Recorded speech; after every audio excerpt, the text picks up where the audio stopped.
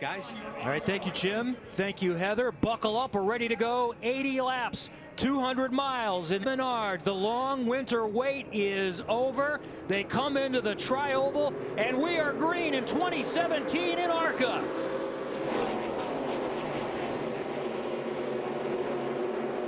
Hessert with the early jump.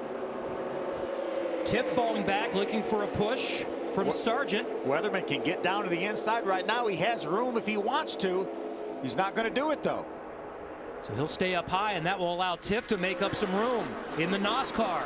And I have to believe that this was to plan to get these two Toyotas out front, the 25 of Hessert and the 18 of Tift. Weatherman's doing a nice job in that 78 car, leading his teammate Kaz Gralla in the 88. And Gralla is the youngest in this field, 18 years old. The biggest track he's ever run on, a half mile. And now he's at Daytona. Yeah, Kaz will be looking to run the full schedule in the Truck Series next year for GMS Motorsports. So going to get some great experience here today. For practice on Thursday that makes this car better behind someone else. Until then, they were scratching their heads. Trouble already. That's Lancaster in the 83. Is that Dowsett in the 11? It is. Oh, and he was running fifth, off to a great start. And Lancaster had moved up a little bit after starting in 13th position. Not sure if there's not a great that deal much damage. Very little damage. You see a little damage to the left front of Dowsett's car. There's Dowse on the inside in the 11. You got a little bit sideways there. And then there was contact. The 34 of William Mullins was trying to give him some extra room and ended up bouncing off of the 11. The 83 had a little bit of help from behind, turned him around. Could have been a lot worse, Kevin. And we had a big one on the second lap last year, so we dodged that one.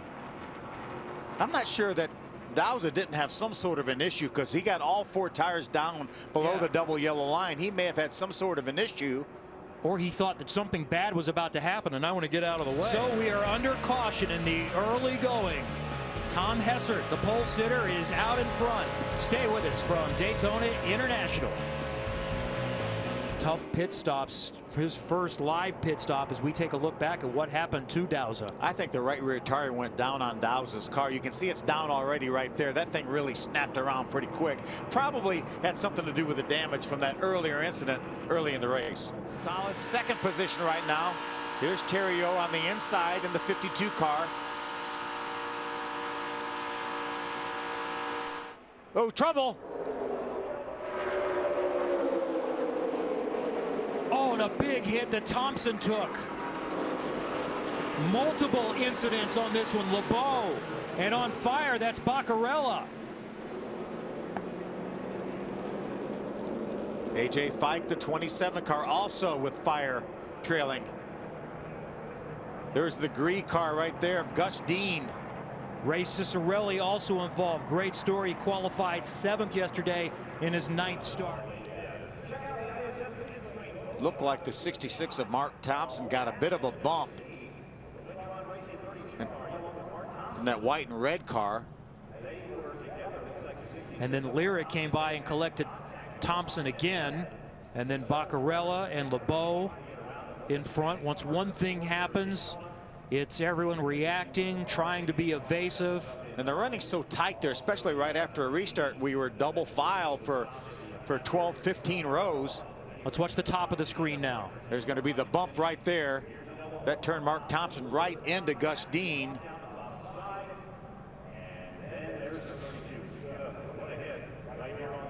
Oh, hard hit. Michael Lira. John Ferrier, their 16 car around in the middle of the racetrack. Let's see what we see on board from Gus Dean. The 32-degree cooling products. Absolutely zero warning. Yep, and nothing you can do. Not one thing that he could do. He's just along for the ride at this point.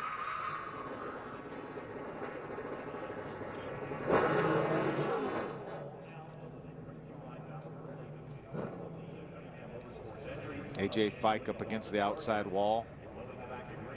Really tough hit for them in the Liberty Village car. Planning on running the full season this year. That's the idea.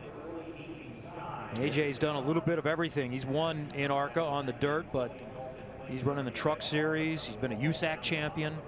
He made 15 starts last year, had 8 top 10 finishes. Bob Baccarella really up with a hard hit on Gus Dean.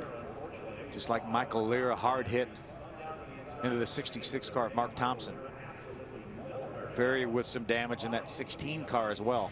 At 3 o'clock, the cleanup continues under caution. ARCA at Daytona.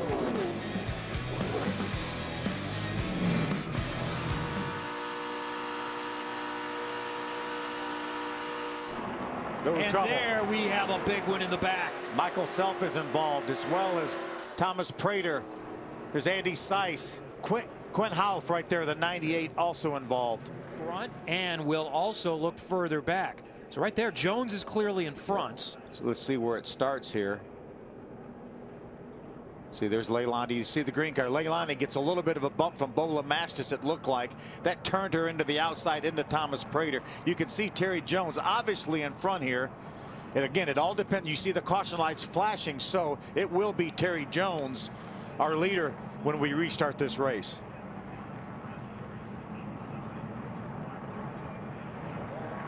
So 7 involved in See the this sparks. caution. There's Michael Self. He's going to jump to the inside, but unfortunately that's where BOWMAN and Thomas Prater both went. You see Thomas Prater made some contact with the right side of Michael Self's car. Doesn't look, hopefully not a great deal of damage to the right side of that Sinclair car. There's Ed Pompa going by in the 10 with a lot of damage. A little bit more contact from Ed Pompa. Here's Leilani. She's going to get a bump and turns her right in to Thomas Prater.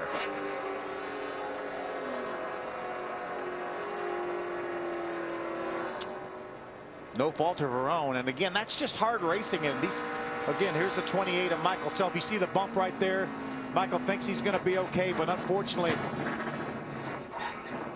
gets a little bit of contact on the right side. I think he avoided BOWMAN.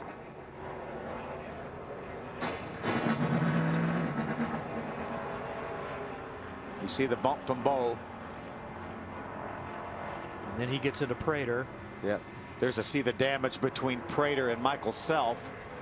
See Ed Pompa go by on the outside. He's going to make contact. There he is with the outside wall. Pretty significant contact.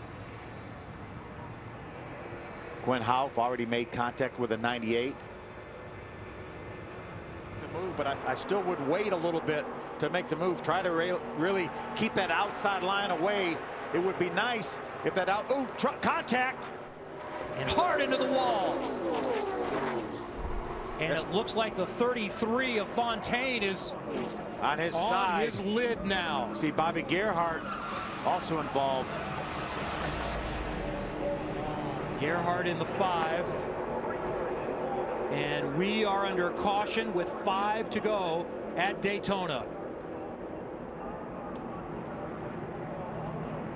And that's the 7 car of Cody Robaugh, I believe, in front there in the tri-oval.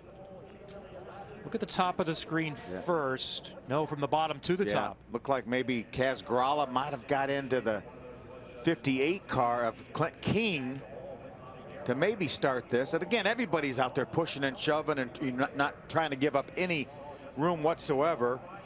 You see the 33 of Fontaine sliding on his roof, and it's going to tip back over. So how difficult? There's another view. Looked like there might have been some contact there, and that got the 58 of Clint King, I think, into Justin Fontaine's 33 car. Cody Robaugh, Bobby Gerhardt came along with absolutely nowhere to go. You see Derek Lancaster gets into the outside wall right in front of them. And Justin Fontaine took a big head-on hit. See right side of your screen, look at the green car. They're just in there pushing and shoving, drafting. Looked like it really got into the 7 of Cody Robaugh, and that got him into Justin Fontaine. But again, nothing these drivers could do. They're just along for the ride right here. When they're running this close, it's one thing when you're going down the backstretch in a straight line. How difficult is that to do when you're all hooked up nose to tail and coming through that little kink in the tri-oval? There's a 55, Noah Gregson, his on board. Watch out to his left side of his window. You see the green car get a little bit of a bump. He gets into 7, and that puts the 7 up into the outside line where he makes contact. It's very difficult, though, Kevin, in answer to your question, because these cars jump around at best, and you've got somebody just inches away from you, both front, back, and on your side.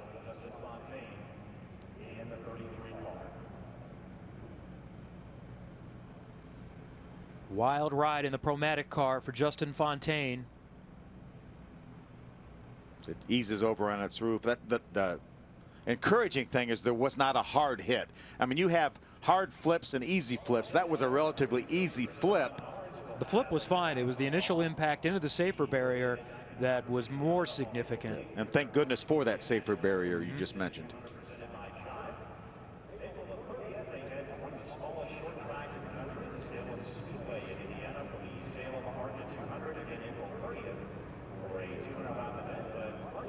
The last time there was a restart under the red flag, heavy cleanup and some damage to the safer barrier, and because of that we are not going to be able to resume, as what I'm hearing at this point. So this one is going to be official, and Austin Theriault is a winner at Daytona in the ARCA Racing Series. Congratulations to Austin Theriault, his 2nd career win in just his 3rd start. And what a start to 2017 for Austin Theriault. Could be. And now for the most famous words in motorsports, please welcome your Grand Marshal, owner of Triangle Auto of Merritt Island, Marcus Herman. Drivers, start your engines.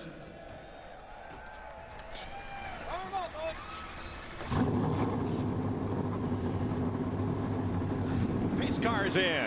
We're about to get the first NASCAR green flag of Speed Week 2017. It's in the air. The clash is underway.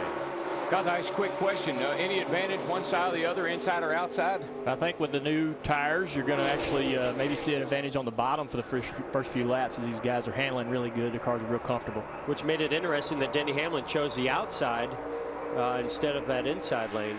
Yeah, the 3 and the 48 are bumper to bumper here. That's going to get a great push coming to Denny Hamlin. He could take the lead down here on the back straightaway. Sorry, my bad. I forgot Keselowski was the pole sitter for this race. I don't know how this race is going to go just yet. We're a half a lap into it. But if you can pass that 2 car, you got a strong automobile, I tell you that. Yeah, we got some great cars up front. Denny's really strong in the plate races. He's going to give Brad all he can handle. Looks like Brad's clear of the lead. And when Keselowski gets that forward out front, he is hard to pass. This is where he's so good, Mike, and these guys know that he just works both. He'll go over and pick up the 11. Here comes the one that McMurray. He'll go over and pick him up and give him a little pull. He goes back and forth, one side to the other. If you're in the ball. Oh, trouble, turn 4. Oh, no. One car hard in the wall, Kurt Busch. Oh, no.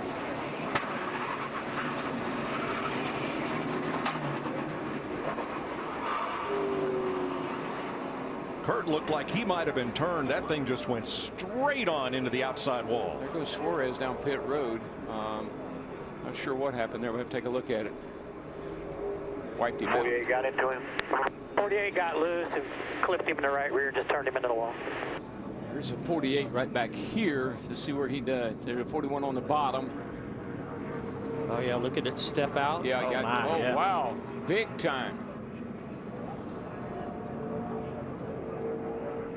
Straightened Jimmy out, and he kept going, but unfortunately it was at the expense of the 41 of Kurt Busch. Did you see that 48 car, though? He was going to spin out. I think he was definitely going to spin out. Nice job by Austin Dillon to miss Kurt Busch, who slides to a halt. Let's ride along with Jimmy Johnson.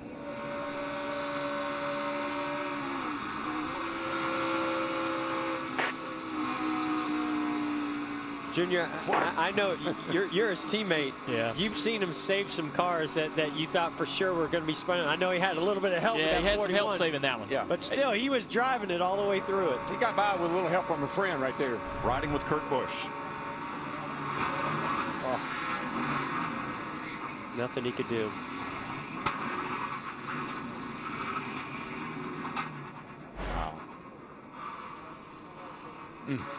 Now let's look back from Alex Bowman's car. Boom. There you go. There's a wreck in your mirror there. 48 clipped the 41. Yeah, Jimmy's just in this odd place, kind of in between, nosing in between the 42 and the 41. One segment complete, one driver out of the race. Here's Matt. Mike, Kurt Busch checked and released from the infield care center, and Jimmie Johnson took blame for that instance that the car just got away from him. Had you noticed the track starting to get a little more free? No, I mean, it's the daytime and we're all set up for night, so you have to anticipate guys are going to have ill-handling cars. And I was on a low lane just minding my own business, and it's just a shame that we got tagged in the right rear. You know, all the hard work, all the effort, Doug Yates and his guys are tuning on the engine, the guys are building all these cars, and we're wrecked, and we didn't even get to do a pit stop, didn't even get to change the handling of the car. We really didn't learn much today, but we did help the ambulance service do the new protocol, so everything worked out all right. Mike? Thanks, Matt. That's typical Kurt. But he threw in a nice plug for the new AMR emergency response service that NASCAR is going to use in all 3 national series at all of these events combined with the Cup Series. And the drivers now have a new protocol when they go to the infield care center. By some hand signals because these guys may be coming to pit road. Yeah, well, you got to be careful doing this. You got to let people know what you're going to do. You get run over. Here we go. Here they come. Guess who's coming? 3, 4, 5, 6 takers. I think Kyle Busch definitely speeding on entry of pit road here. I think you're right. That looked fast. Busch, before the caution waved, 6 cars came to pit road, led by Kyle Busch, who came in a little bit, okay, a lot fast, as he said. I'll be back for 4 and fuel. Busch right alongside. So, Junior, if your handle's going away a little bit, tires are going away a little bit, is it easier to run up high? Whoa, no. trouble! One car slides to the inside. It's Johnson for the 2nd time, and that just snapped around. Will likely put him out of this race for the 6th straight year. Oh yeah, you got to think now that all the Hendrick teams are looking at this. This has got me nervous. I know what you're going to be working on. I know what you're going to be working on in practice. Absolutely. He's on the bottom here, and he's going to get tight. We're deep into the run. He's probably got a lot of wheel in it. Just steps out. Yeah, it just all by itself. And you know, when you've got your teammate outside of you, the last guy you want to get into is your teammate. So you could tell he was really trying to keep it off the 24 of Chase Elliott, and around it came. But listen, guys, everything's happening off turn 4. Everything seems to happen off that turn for some reason. And right in that transition as Let's well. look at this from the Goodyear blimp. Down on the inside, 2nd car from the back. He's right back here.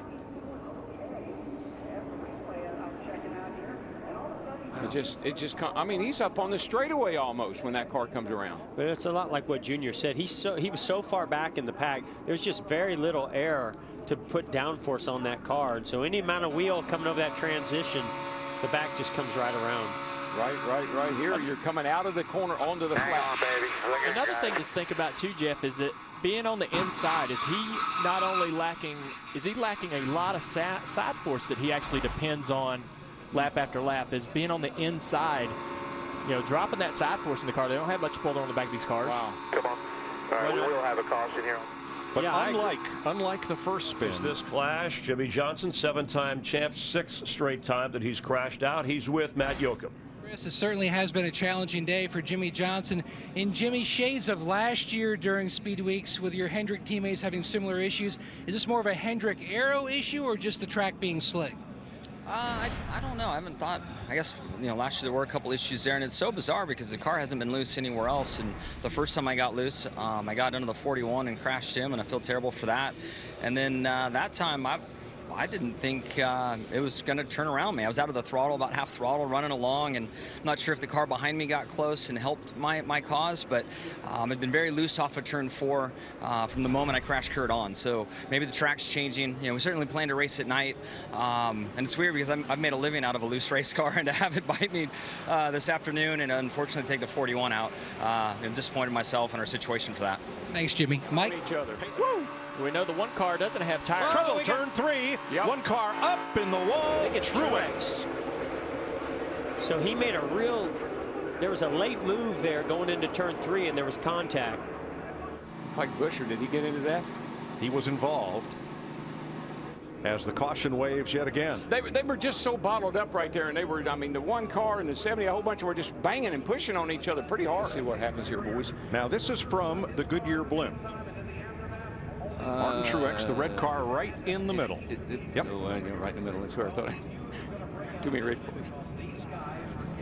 So you see him. You see the one up here, McMurray. He's wobbling around. Here's the 4 of Harvick behind him. Harvick goes to the bottom. Truex comes down across the nose. He just wasn't clear of the 42. Yeah. But that's where the action was. I mean, there was some movement right there that was a little bit suspicious to me. And he catches Buescher.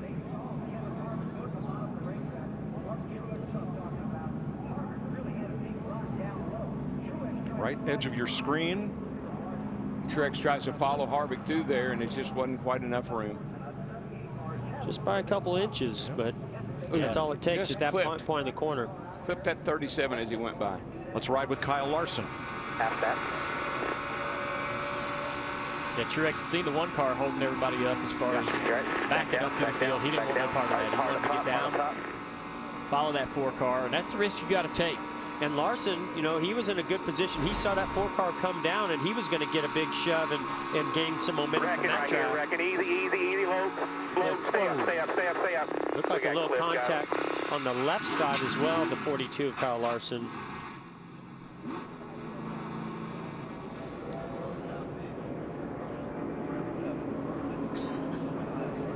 Lap and a half to go. Keselowski's got a run on the leader.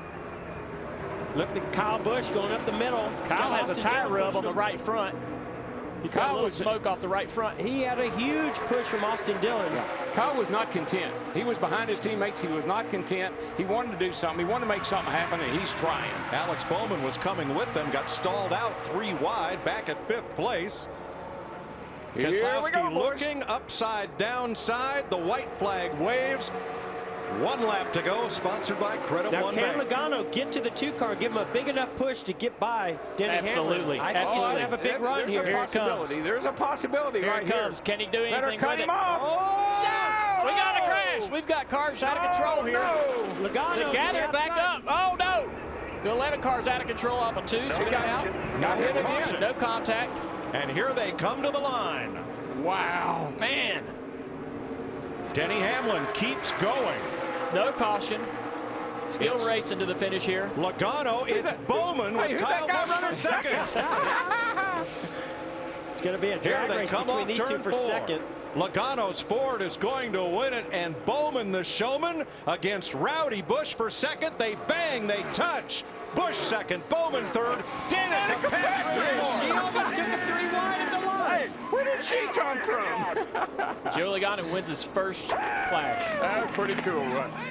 Those guys have been class of the field for several years now. He's been a great little plate racer. No surprise. Those guys did a great job. And great heads-up move by Logano, knowing to go wide and get by him on the outside. Logano straightened it up, but then collected Austin Dillon. Little contact between him and 3. Yeah, he went around again. But kept going. Let's ride with Kevin Harvick. Still middle of 3. Back in front of you. Keep digging, clear up, get up, all the way up. Whoa. Middle now. That's so close. Keep digging. That'll take your breath. Keep digging, no yellow. And Joey Logano, in his 9th start, wins his first clash. He becomes the 22nd different driver to win it in 39 years. 3rd clash win for car owner Roger Penske. And for the 10th time in this race's history, it's decided with a last lap pass. Yeah, it was a great race. It's a great start, I think, to an old tradition with the clash. Going back to pole sitters, bringing a little exclusivity to the race. Yeah. Sort of an invitation-only event. And of course, this time we had daytime, the warmer track, and cars sliding around. Makes for better racing. It does. They need to run this thing during the day before qualifying every year. It makes for better racing, I'm telling you. Victory lane. Jamie Little's there.